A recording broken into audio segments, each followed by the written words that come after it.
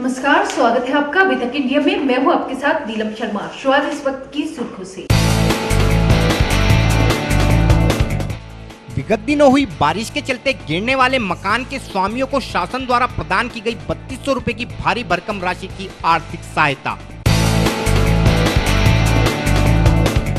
गुरुवार की दोपहर मुजफ्फरनगर की नगर कोतवाली पुलिस ने पीना बाईपास पर हुई मुठभेड़ के बाद 15,000 के इनामी बदमाश को किया गिरफ्तार। गुरुवार को मुजफ्फरनगर में राष्ट्रीय लोकदल कार्यकर्ताओं ने जिला गन्ना अधिकारी कार्यालय पर प्रदर्शन करते हुए गन्ना किसानों की विभिन्न समस्याओं को लेकर प्रशासन को सौंपा ज्ञापन। मुजफ्फरनगर के चरथावल क्षेत्र में बुधवार को 5 वर्षीय बालिका से हुए रेप के मामले में गुरुवार को पुलिस ने आरोपी को किया गिरफ्तार। गुरुवार को मुजफ्फरनगर में सपा कार्यकर्ताओं ने प्रदेश सरकार की जन विरोधी नीतियों के विरुद्ध हल्ला बोलते हुए निकाली साइकिल रैली। गुरुवार को जनपद की विभिन्न सस्ते गल्ले की दुकानों पर अन्नोत्सव का आयोजन कर लोगों को वितरित किया गया मुफ्त अनाज। गुरुवार को सहारनपुर के देवबंद में भी सपा कार्यकर्ताओं ने साइकिल रैली निकालकर सरकार पर बोला हल्ला। विगत दिनों जनपद में कई दिनों तक चली बारिश के कारण जनपद के अनेक भागों में लोगों के कच्चे मकान ढह गए थे व कुछ भागों में तो लोग मकान के मलबे के नीचे दबकर अपनी जान से भी हाथ धो बैठे थे, जिसके बाद प्रशासनिक अधिकारियों ने मौके पर पहुंचकर लोगों को सांत्वना देते हुए उन्हें सरकार से आर्थिक मदद दिलाने का आश्वासन दिया था। वह संबंधित अधिकारियों ने नुकसान का जायजा लेने के बाद अपनी रिपोर्ट बनाकर शासन को प्रेषित कर दी थी तथा पीड़ित को लगा था कि सरकार उसके दर्द को समझते हुए उसे आर्थिक मदद प्रदान कर उसके दर्द को साझा करने का प्रयास करेगी। हाल ही के दिनों में सरकार द्वारा भेजी गई मदद पीड़ितों तक पहुंची भी, परंतु इस मदद को देखकर पीड़ित को लगा कि शायद कुदरत की तरह सरकार भी उसकी गरीबी का मजाक उड़ा रही है, क्योंकि सरकार द्वारा मकान के क्षतिग्रस्त होने पर पीड़ित को 3200 रुपए की आर्थिक मदद से नवाजा गया है, जो कि पीड़ित को अपनी गरीबी का मजाक उड़ाने से ज्यादा कुछ नहीं लगा। क्योंकि आज के दौर में अगर देखा जाए तो जब 1000 पक्की ईंटों का दाम भी 3200 रुपए से ज्यादा है, तो इन 3200 रुपए में पीड़ित अपने मकान का मलबा भी नहीं उठवा पाएगा। इसी प्रकार के एक पीड़ित से मिलने जब हमारी टीम मुजफ्फरनगर के गांव बागोवाली में पहुंची तो पीड़ित का कहना था कि सरकार ने भी उसकी गरीबी का मजाक उड़ाया है। वह सरकार में व्याप्त भ्रष्टाचार के कारण पिछले 10 वर्षों से लगातार प्रयास करने के बावजूद भी प्रधानमंत्री आवास योजना के तहत उसका मकान नहीं बन सका है। तो क्या नाम है? राकेश मेडिया। अच्छा, ये बताइए, ये आपको जो है दैवीय आपदा के तहत जिला प्रशासन से कितनी मदद मिली है? 3200 रुपये मिले। क्या घटनाक्रम था, पूरा बताइए। 30 तारीख को ये हमारा एक मकान था कच्चा। ठीक है। ये बारिश तेज हो रही थी कई दिन से, तो उसमें ये गिर गया था। हमने लेखपाल को सूचना की, लेखपाल ने किसी को यहाँ भेजा इंस्पेक्शन के लिए, और आज हमें चिट्ठी मिली उसकी, उसमें हमें 3200 रुपये स्वीकृत हुआ है। क्या लगता है इस मुआवजा आपके लिए पर्याप्त है? इस 3200 रुपये में तो मलबा भी नहीं उठा पाएगा कोई। क्या नुकसान इसमें हुआ था लगभग? नुकसान करीब 10-12 हज़ार रुपये के करीब समथिंग हुआ था। बाकी हमने समय रहते सामान निकाल लिया गया था जो बाहर पड़ा हुआ है सब। अच्छा, तो क्या लगता है 3200 रुपये सरकार ने स्वीकृत किए हैं, क्या ऐसा मजाक समझेंगे, क्या समझेंगे? गरीब आदमी के साथ एक बहुत बड़ा मजाक है। पीएम आवास योजना का भी जो है आप बता रहे लाभ लेने की कोशिश की गई? हाँ, हमने कई बार करीब 10 सालों से बराबर प्रयास में हैं। हाँ, हमने आवेदन भी किया। हाँ, लेकिन भ्रष्टाचार के होते हुए हमारा नंबर नहीं आया, क्योंकि हमारे पास रिश्वत देने के लिए पैसा नहीं था। दैविक आपदा के बाद जो है शासन स्तर से किस तरह की मांग होनी चाहिए आपकी? बस हमारा एक मकान बना दिया जाए, क्योंकि परिवार में जो है हम 10-12 सदस्य हैं। एक बेटा है, बहू है, उसकी भी बिटिया है, उसका भी परिवार है, पिताजी हैं, और मेरे भी 4 बच्चे हैं। सब एक कमरे में गुजर करते हैं। तो क्या कितना मुआवजा तुम्हें मिलना चाहिए? बस मुआवजा का सरकार हमें जो है ना नुकसान की भरपाई दे दे, और हम सरकार से अपील करते हैं कि वो हमारा मकान बनवाने की कृपा कर दे। तो 3200 रुपये को क्या समझते हैं? 3200 रुपये में तो कुछ भी नहीं हो पाएगा। कुछ किराया भाड़ा लग जाता है, अपील डालने में, दरखास्त डालने में 3200 रुपये खर्च हो जाते हैं, तो क्या हो पाएगा उसमें, मलबा भी नहीं उठा पाएगा। वहीं जब इस पूरे मामले में हमारी टीम ने वर्तमान प्रधानपति से जानकारी चाही तो उन्होंने शासनादेश का हवाला देते हुए इस संबंध में कोई टिप्पणी करने से इनकार कर दिया। मेरा नाम सैयद रोशन है, प्रधानपति हूँ, पत्नी है वाइफ मेरी। प्रधान तो वर्तमान में नरगिस रेशन बागोवाली। अच्छा, यहाँ एक घटनाक्रम हुआ है, मकान गिरने के बाद उसे मुआवजा मिला है। अच्छा, तो सिर्फ 3200 रुपये मुआवजा मिला है, किस एंगल से आप देखते हैं? मैं तो जो सरकार का जियो है उसके हिसाब से, उसके अकॉर्डिंग उसको मिला होगा। 23 तारीख की रात में एक मकान की सूचना मुझे भी मिली थी। मैंने मैंने 30 में तो वो मैंने संबंधित अधिकारियों को सूचना दे दी थी। वो मौके पर आए थे, वो आकलन करके चले गए थे कितनी क्षति हुई उसकी मकान की, कितनी नहीं हुई, तो उन्हें जानकारी है। फिर उन्होंने रिपोर्ट बना के जो भी दिया होगा, वो तो सरकार का जियो है, उसके अकॉर्डिंग उन्होंने बनाया होगा जियो। तो वो होगा, वो तो मैं तो जो सरकार का जियो है उसके अकॉर्डिंग ही आपको बता सकता हूँ। जैसे मान लिया अगर कोई कच्चा मकान है और वो आंशिक रूप से क्षतिग्रस्त हो गया तो 3200 रुपये है उसका। वो फिर उसमें क्या नुकसान हुआ क्या नहीं, इसका आकलन जो है वो पटवारी या संबंधित अधिकारी आगे कर लेते हैं। क्या 3200 रुपये पर्याप्त हो सकते हैं? सरकार के हिसाब से जो सरकार ने किया तो पर्याप्त ही है। मजाक नहीं किया जा रहा है 232 रुपये? नहीं, मैं ये नहीं कह सकता मजाक किया जा रहा। मैं तो जो सरकार का जियो है उसके हिसाब से ही बता सकता हूँ। आवास योजना का भी आवेदन किया है उन्होंने? हाँ, वो मुझसे पहले किया होगा। मैं तो वर्तमान में प्रधान हूँ, इससे पहले कभी किया होगा तो उनकी जानकारी उनको होगी कहाँ किया था कहाँ नहीं। वर्तमान में मैं तो प्रयास कर रहा हूँ, बाकी और लोगों के भी बहुत कच्चे मकान है गांव में, मैं कोशिश करूँगा कि ज़्यादा से ज़्यादा बनवा। यह पूरी घटना देश व प्रदेश की नीति का निर्धारण करने वालों पर एक सवालिया निशान जरूर लगाती है, क्योंकि एक और तो एक छोटी सी पुलिया के निर्माण का टेंडर भी लाखों रुपए में छोड़ा जाता है, वहीं एक गरीब का आशियाना गिरने पर इन नीति निर्धारकों को लगता है कि 3200 रुपये की रकम इस नुकसान की भरपाई करने के लिए काफ़ी है। और इस प्रकार की नीतियों से देश व प्रदेश निरंतर उन्नति के पथ पर अग्रसर है। गुरुवार को मुजफ्फरनगर में नगर कोतवाली पुलिस व बदमाशों के बीच पीन्ना बाईपास पर जबरदस्त मुठभेड़ हो गई। मुठभेड़ के बाद पुलिस ने 15,000 के इनामी बदमाश शाहरुख उर्फ नीला को गिरफ्तार करने में सफलता प्राप्त की है। पुलिस के अनुसार गिरफ्तार बदमाश पर कई राज्यों में हत्या, लूट व चोरी जैसे मामलों में दर्जनों मुकदमे दर्ज हैं।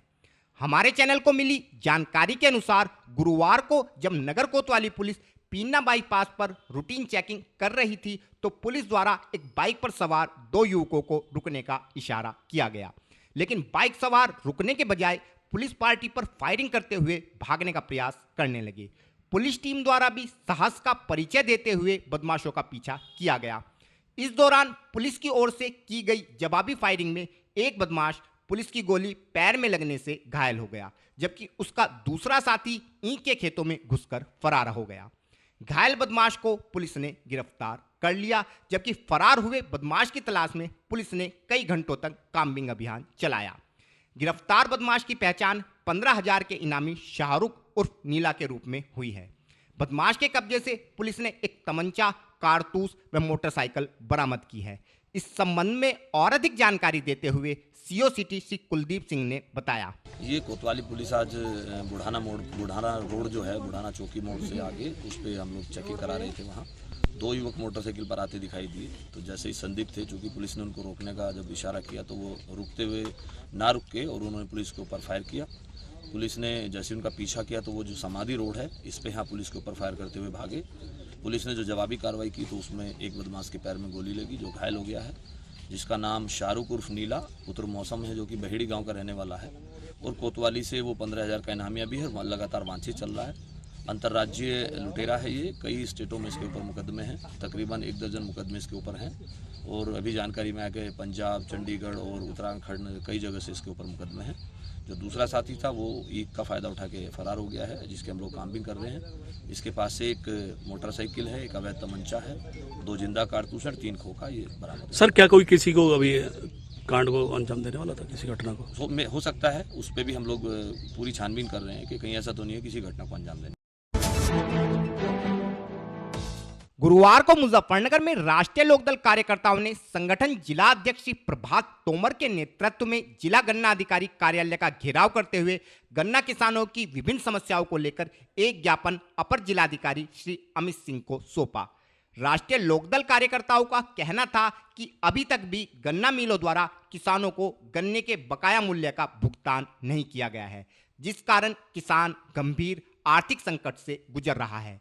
इसके अलावा विगत वर्षों में सरकार द्वारा गन्ने के न्यूनतम समर्थन मूल्य में कोई बढ़ोतरी नहीं की गई है, जबकि खेती में काम आने वाले खाद व अन्य चीज़ों के दाम काफ़ी बढ़ चुके हैं। इसके अलावा गन्ने की फसल में लगने वाले रोगों को गन्ना विभाग व मिल की ओर से कोई निदान नहीं हो पाने के कारण किसान की फसल बर्बाद हो रही है। प्रदर्शन के दौरान अपर जिलाधिकारी द्वारा सभी समस्याओं के शीघ्र निदान का आश्वासन राष्ट्रीय लोकदल कार्यकर्ताओं को दिया गया है। बिजली की जांच से अनुरोध हमारा भी एडीएम साहब से, जब हमारा बसाना का भुगतान नहीं हो रहा, हमारा बकाया है उसके पास, तो कम से कम इतने बकाया ना हमारी बिजली के एफआईआर एक भी ना हो जाए, बिजली के एफआईआर हमारा बकाया भुगतान में भी ना होगी तो बिजली का बंधक बनाओगे और इस जिले में आग लग जाएगी। जब हमारा नहीं मिलता तो हमारे पर कार्रवाई नहीं होनी चाहिए। इस संबंध में और अधिक जानकारी देते हुए राष्ट्रीय लोकदल जिला अध्यक्ष श्री प्रभात तोमर व अपर जिलाधिकारी श्री अमित सिंह ने बताया। ये जिला गन्ना अधिकारी के दफ्तर पर जो प्रदर्शन चल रहा है, ये किसानों की समस्याओं को लेकर का था। किसानों की कई सारी समस्या थी। एक जैसे गन्ना भुगतान नहीं हो रहा, गन्ने का मूल्य बढ़ोतरी नहीं हो रहा, एक फसलों में रोग आ रहे हैं कई उसका कोई निदान नहीं हो रहा सरकार की तरफ से, मिल प्रशासन की तरफ से, इसीलिए धरना प्रदर्शन किया गया। क्या अभी एडीएम साहब साथ बीच में है तो क्या आश्वासन दिया है? एडीएम साहब आए हुए थे, हमारे जिला गन्ना अधिकारी भी यहाँ मौजूद थे, तो हैं अभी फिलहाल, तो इन्होंने आश्वासन दिया मिल भुगतान कराने का। 3 मिलों ने तो रात पूरा पूर्ण भुगतान कर चुकी आज के दबाव में, और इन्होंने कहा कि एक हफ्ते में 3 मिलों का और का भुगतान किया जाएगा। बची 2 मिलें, उनका एक प्रतिनिधिमंडल, एक किसानों का प्रतिनिधिमंडल और मिल प्रशासन और एडीएम महोदय, जिला अधिकारी महोदय, जिला गन्ना अधिकारी महोदय के बीच मध्यस्थता में बातचीत करेंगे।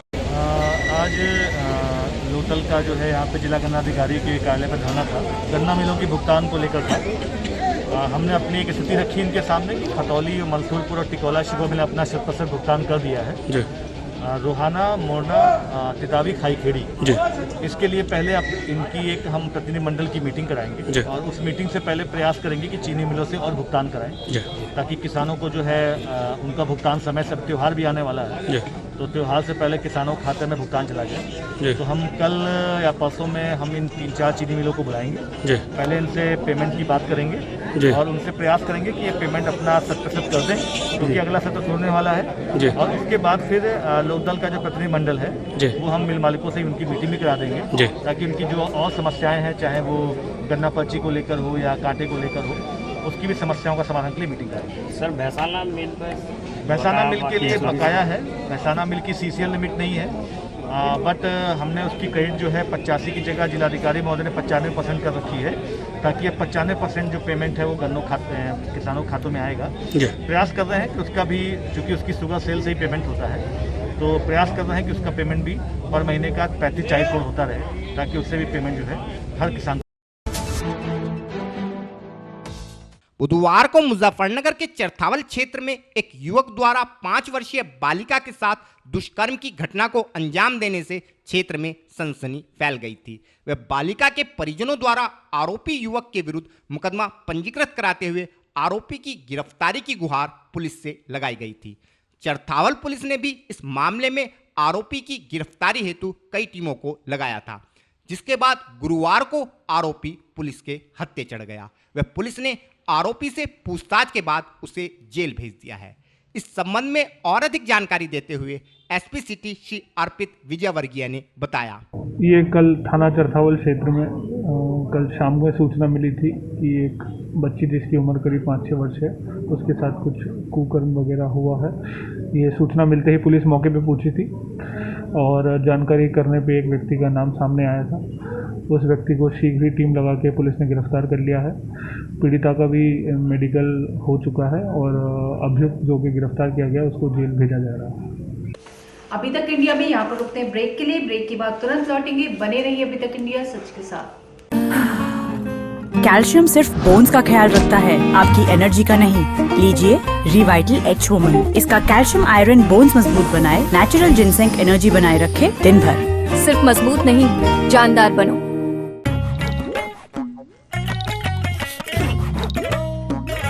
एब्जॉर्ब डस्टिंग पाउडर लगाइए रोजाना। इसका डबल एक्शन फार्मूला पसीना सूखे, खुजली आने से पहले ही रोके, ताकि इस हाथ का ठाट बना रहे। पसीना खुजली भगाने में एब्जॉर्ब का हाथ इस्तेमाल करो, खुद का नहीं। खुजली नहीं, एब्जॉर्ब करो। अब क्रीम में भी। यूपी के दमदार लोगों के लिए टाटा टी प्रीमियम ने बनाई है दमदार चाय। एक प्याली दम वाली, एक प्याली यूपी वाली। यूपी मतलब दबंग लोग। अबे भैया जी की गाड़ी कौन रोका? पावर की देख जकड़, पैसों की देख अकड़, छोटी सी बात पर आस्ते ने ऊपर चढ़ जाती है। यूपी वाले दम दिखाने का मौका नहीं छोड़ते। अब चाहे वो पावर का दम हो, पैसों का दम हो या फिर अच्छाई का। भैया को बोलना पड़ेगा।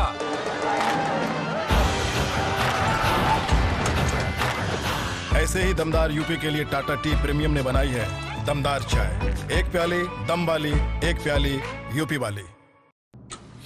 ढल रही है एनर्जी, दम हो रहा है आधा। मैं थक रही हूँ ज्यादा, कैल्शियम सिर्फ बोन्स का ख्याल रखता है, आपकी एनर्जी का नहीं। लीजिए रिवाइटल एच वुमन। इसका कैल्शियम आयरन बोन्स मजबूत बनाए, नेचुरल जिनसेंग एनर्जी बनाए रखे दिन भर। सिर्फ मजबूत नहीं, जानदार बनो। एब्जॉर्ब डस्टिंग पाउडर लगाइए रोजाना। इसका डबल एक्शन फार्मूला पसीना सूखे, खुजली आने से पहले ही रोके, खुजली नहीं, एब्जॉर्ब करो। अब क्रीम में भी। स्वागत है आपका। आप देख रहे हैं अभी तक इंडिया सच के साथ और मैं हूं आपके साथ नीलम शर्मा। देश में बढ़ती हुई महंगाई व बेरोजगारी के मुद्दों के अलावा भाजपा की जन विरोधी नीतियों का भांडाफोड़ करने के उद्देश्य से सपा अध्यक्ष अखिलेश यादव द्वारा सपा कार्यकर्ताओं से 5 अगस्त को प्रत्येक जनपद में साइकिल रैली का आयोजन कर समाजवादी पार्टी की नीतियों को जनता तक पहुंचाने का आह्वान किया गया था। इसी कड़ी में गुरुवार को जनपद के सपा कार्यकर्ताओं ने जनपद के विभिन्न भागों में साइकिल रैली का आयोजन कर जनता को समाजवादी पार्टी की नीतियों से अवगत कराते हुए आगामी 2022 विधानसभा चुनावों के दौरान जनता से सपा के पक्ष में मतदान करने का आग्रह किया। इसी क्रम में नगर में समाजवादी पार्टी कार्यकर्ताओं ने संगठन के नगर अध्यक्ष अलीम सिद्दीकी के नेतृत्व में नगर के अहिल्याबाई चौक से साइकिल रैली का आयोजन किया। यह रैली अंसारी रोड होती हुई नगर के विभिन्न मार्गों से गुजरी। रैली में सपा कार्यकर्ता जमकर सरकार विरोधी नारेबाजी कर रहे थे। इस रैली के विषय में और अधिक जानकारी देते हुए एक सपा पदाधिकारी ने बताया। आज पार्टी के जो राष्ट्रीय अध्यक्ष अखिलेश यादव के निर्देश पर पूरे उत्तर प्रदेश में आज समाजवादी साइकिल यात्रा है और एक दूसरी तरफ जो हमारे जनरल सरस्वती हैं उनका आज जन्मदिवस भी है, आज हमारे बीच नहीं है, तो उनको भी एक श्रद्धांजलि देने का कार्यक्रम है और संकल्प लेने का भी कार्यक्रम साथ साथ है। क्योंकि आज उत्तर प्रदेश के अंदर जो भारतीय जनता पार्टी की सरकार है उसकी जो जन विरोधी नीतियाँ हैं आज तमाम सभी समाज के लोग आज परेशान हैं। इन सब बातों को उजागर करने के लिए आज समाजवादी साइकिल यात्रा पूरे प्रदेश के अंदर चलाई जा रही है। इसका मुख्य उद्देश्य यही है कि 4.5 साल हो गए उत्तर प्रदेश में भारतीय जनता पार्टी सरकार को। उन्होंने जनहित में किसी के भी हित में आज तक कोई कार्य जमीन पर करने का काम नहीं किया, सिर्फ और सिर्फ जो है धार्मिक उन्माद बढ़ाने का जरूर काम किया है। आज किसान बेहाल है, मजदूर बेहाल है, व्यापारी बेहाल है, सब लोग जो है सभी नौजवान बेरोजगार हैं। आज तमाम सभी वर्ग परेशान है। आज हर हाल में 2022 का इंतज़ार उत्तर प्रदेश की जो आम जनता जो सरकार बनाने का काम करती है, जो हर 5 साल बाद सरकार बनाने का काम करती है, इस उम्मीद के साथ कि हमारा निश्चित रूप से कहीं ना कहीं भला होगा, लेकिन वो उसे जो है हर 5 साल के बाद में निराशा जो है मिलती है। लेकिन वो आज जो है अखिलेश यादव जी की तरफ जो है एक उम्मीद की निगाह से देखने का काम कर रहे हैं। उसी अभियान के तहत जागरूक करने के लिए प्रदेश की आम जनता को ये कार्यक्रम है। ये आज दुर्गाजी विधानसभा में मेरे आवास से ग्राम सरवट से चलकर ये बझड़ी होते हुए रथड़ी जाएगा, बागोवाली जाएगा, बागोवाली से फिर जो है सिसोना, मेदपुर, रई, बड़ीवाला और खामपुर होते खुर्दा ग्राम में आज शाम को 4 बजे इसका समापन होगा। इसका गुरुवार को प्रधानमंत्री नरेंद्र मोदी द्वारा पूरे प्रदेश में निशुल्क अन्न वितरण योजना अन्नोत्सव कार्यक्रम की शुरुआत वर्चुअल माध्यम से की गई। इस योजना के तहत प्रदेश के प्रत्येक राशन कार्ड धारक व्यक्ति को प्रति यूनिट 5 किलो अनाज सरकार की ओर से मुफ्त प्रदान किया जाएगा। इस योजना का लाभ प्रदेश के 15 करोड़ लोग उठा सकेंगे। इस अवसर पर जनपद की प्रत्येक सस्ते गल्ले की दुकान पर कार्यक्रम का आयोजन कर पात्र लोगों को प्रति यूनिट 5 किलो अनाज के अलावा कपड़े का थैला भी मुफ्त प्रदान किया गया।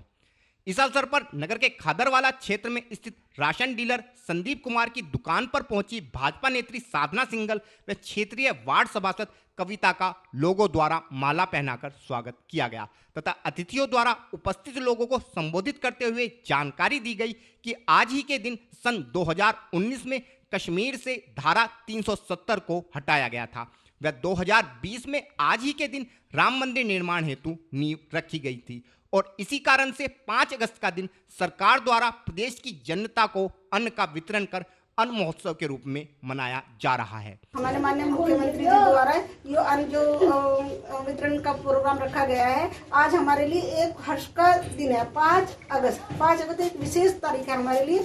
ये इस दिन, आज के दिन हमारा राम मंदिर का मुद्दा था, इसको माननीय मोदी जी ने नींव रखी गई थी और दूसरा सर्जिकल स्ट्राइक हुई थी और तीसरा है कि आज के दिन हमारे 370 धारा हटाई गई थी। विशेष दिन है, विशेष तारीख है। इस संबंध में और अधिक जानकारी देते हुए साधना सिंघल ने बताया, धारा 370 हटने के उपलक्ष्य में, 35 से हटने के उपलक्ष्य में और आज के दिन मंदिर की नींव रखी गई थी, उसके उपलक्ष्य में और गरीब जनता को अन्न वितरण किया जा रहा है।